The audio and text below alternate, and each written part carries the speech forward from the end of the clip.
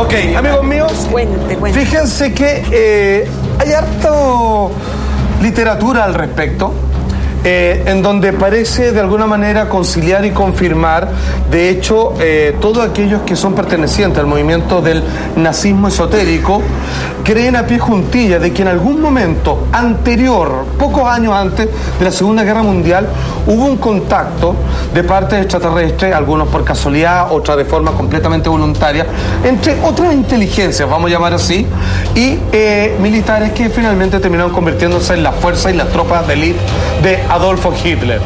Pues bien, fíjense que hoy día vamos a tratar de ver todas las más importantes vinculaciones que parecen probar dicha hipótesis. Primero, el símbolo clásico de la esvástica, cuyo nombre completo es esvástica dextrógira, una especie de símbolo o runa mística que dicen que su sola invocación o presencia tiene ciertos poderes místicos. Esto es originario de la India, que también se usa en ciertos adornos en Japón para los samuráis y ciertos templos zen. La conexión extraterrestre de la esvástica nazi se explica así, según Michael Cremo, escritor e investigador del autor del libro La arqueología prohibida. Va a decir esa arqueología que no está reconocido completamente por los catedráticos y que tiene muchos vacíos en el conocimiento. La palabra esvástica significa buena fortuna. De hecho, son como un reloj con las manecillas que apuntan hacia el otro lado, que desafía el tiempo. En las escrituras antiguas del sánscrito se establece que el símbolo de la esvástica está conectado con seres extraterrestres o divinidades, tales como el dios hindú, creador del universo llamado Brahma.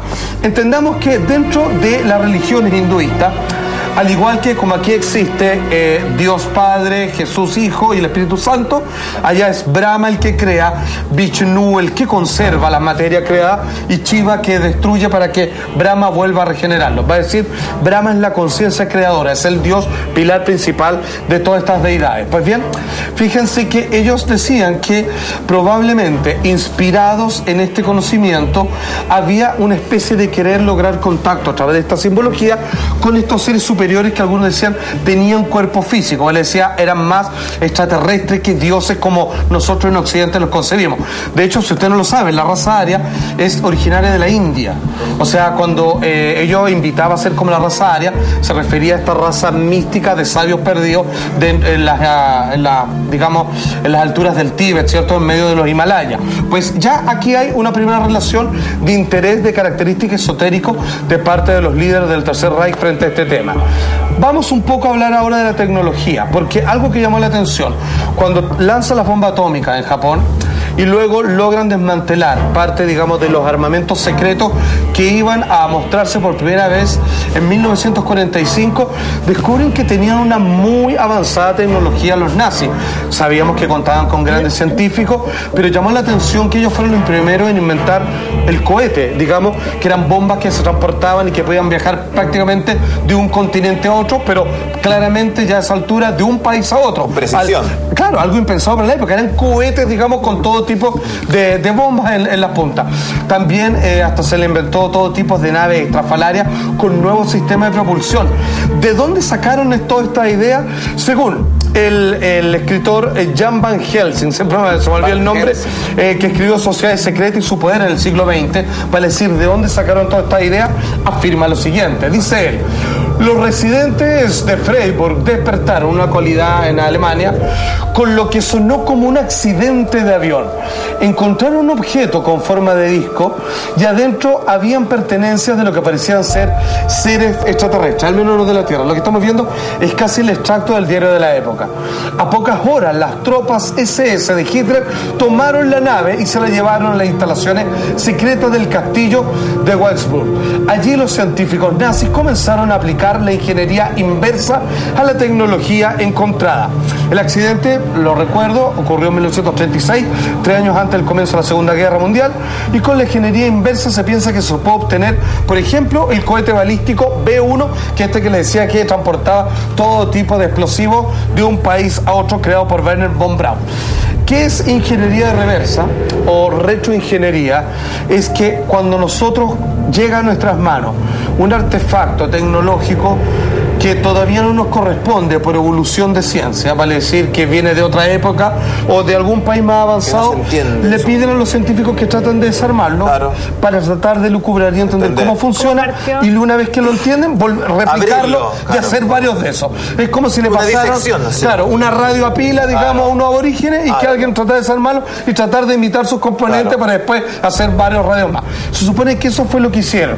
Le insisto, lo que acabamos de leer sobre este accidente de esta extraña nave con extraños tripulantes y con tecnología de avanzada fue de un hecho que ocurrió en el año 36 y que esto, digamos, fue consignado en los periódicos de la época y que algunos dicen fue de ahí donde comenzó la inspiración para toda esta avanzada tecnología nazi. De ahí, por ejemplo, salió algo que en algunos documentales se ha visto, sin embargo, no se difundió con absoluta claridad, digamos, y con toda, digamos, la fuerza que amerita, que tiene que ver con los platillos voladores del Tercer Reich. Hay un libro al respecto que solo habla de eso. Porque fíjate que hasta ese momento las naves eran como los clásicos aviones con dos alas, alerones de sustentación, pero ellos estaban probando, no alcanzaron a probar platillos voladores, tenían forma de platillos voladores. El Hanebu, platillo volador nazi. Los Haunebu son aviones avanzados, naves espaciales que fueron desarrollados por el Tercer Reich durante la Segunda Guerra Mundial. Vale decir, eran los aviones de última tecnología con la sencilla razón de poder atacar de forma silenciosa, precisa y con un costo absoluto del sistema de combustible a, obviamente, las tropas enemigas. Los primeros prototipos tenían un diámetro de 25 metros, eran bastante grandes y contaban hasta con 8 tripulantes. Por favor, le voy a pedir, señor director, si podemos ver imágenes, porque cuando desmantelaron los armamentos al finalizar la Segunda Guerra Mundial se pudieron ver los prototipos. Estas eran las imágenes. Lo que estamos viendo no es un invento, no es fantasía, es derechamente parte de los cientos de hojas que corresponden al informe. Es un platillo volador. Es un platillo volador. Ahora, la pregunta es de dónde sacaron el modelo, porque no sería hasta 1947 que de hecho el platillo volador como concepto se cubrió en la imagen. Lo que estamos viendo es la foto del modelo a escala, que es perfectamente igual al real, de cómo estaba pensado para que fuera. Supuestamente era tan avanzada la tecnología que implicaban estas naves que dicen que funcionaba, que al igual que una especie de imán, que creaba un campo eléctrico que creaba diferencias con el campo magnético del suelo de la Tierra. Mientras más diferencias creaba, más velocidad de expulsión, de rechazo de la propia Tierra, y cuando querían aterrizar trataban de generar, digamos, un polo negativo para que se fuera acercando. O sea, si el polo era positivo de la Tierra, colocaban el mismo polo y lo intensificaban para salir volando rápidamente, y al revés. Es... Exactamente, y el nivel de inspiración, digamos, para entender ese nivel de proeza de aeronáutica sigue obviamente conservándose como un gran misterio, porque si bien esto sí salió a la luz pública, esto lo pueden encontrar en cualquier informe, digamos, exhaustivo de los armamentos secretos que no alcanzaron a ocupar, pero que estaban ya guardados en los hangares de la Segunda Guerra Mundial de parte de los alemanes.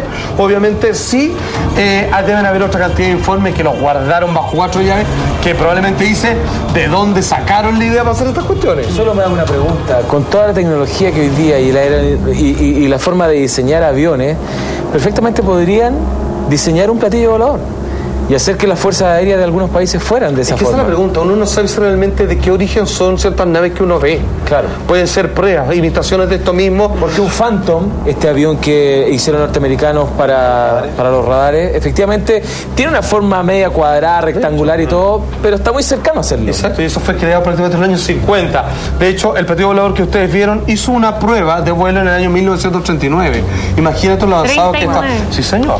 Y atención, ¿qué podemos deducir al respecto a esto? Porque supuestamente entendemos que hay informes de que de dónde sacaron esta idea. Bueno, Miguel Serrano, que es uno de los más grandes intelectuales que ha tenido nuestro país, bastante polémico por lo demás, él era el líder del movimiento neonazi, pero era un hombre fascinante. Yo 2 veces pude conversar con él y era un hombre cargado de historia, anécdotas. Es como un Jorge Luis Borges, loco, rayado, pero un intelectual de peso pesado. Diplomático y escritor chileno, ni más ni menos. Él escribió: la construcción de los ovnis de Hitler era algo que se venía preparando desde hacía mucho tiempo.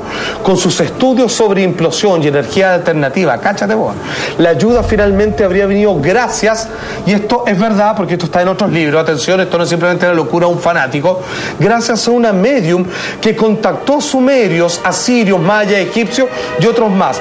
Sin duda los ovnis nazis han sido descubiertos, pero el enemigo que controla las comunicaciones y los medios de comunicación población, los mantiene en silencio total, probablemente sacando los suyos propios. De hecho, en 1919 el grupo de la Orden de Thule, que es la orden mística de Hitler, se reunió en los Alpes de Baviera, y hay 2 mediums. Esto que te estoy diciendo era bien frecuente, porque era muy esotérico. De hecho, ya por eso se llamaban arios, tenían una suástica, o sea, creían en los planos astrales, en el centro de la Tierra, toda la cuestión. Ellos canalizaron forma para que les dictaran muertos, sabios de la raza antigua, de que cuando ellos tenían contacto extraterrestre le explicaran cómo hacer naves espaciales. O sea, aunque parezca un rayón absoluto, el Tercer Reich creía en esto y Hitler era cuadrado con las cosas esotéricas. Hizo experimentos con guaguas, quería hacer superhombres, mega estructuras, bueno, de más. Absolutamente. Pero fíjate que hay un dato que es el más importante de todo. Hitler era un hombre, como ustedes saben, un déspota, un tirano, digamos, pero si algo no puede ser, era un cobarde, era un hombre, obviamente un líder. Pues bien, él mismo decía, atención, él mismo le decía a su mano derecha, digamos, y entre otras personas que él solo tenía en su más reservado círculo de protección, y él decía, yo solo le tengo miedo a uno solo. Y de hecho, en los libros de la gente del Tercer Reich dicen que claramente cuando iban a socorrerlo, Hitler estaba sudado y tembloroso, casi como un niño en peligro, que era un ser con el cual se comunicaba frecuentemente y que le dictaba todas estas cosas. Según él se llamaba Lam. Este ser le decía a Hitler que se llamaba Lam. ¿Saben a qué se parece Lam cuando Hitler lo describe? Okay. Ustedes esperen un tantito, así se lo muestro, porque hay un dibujo respecto a eso.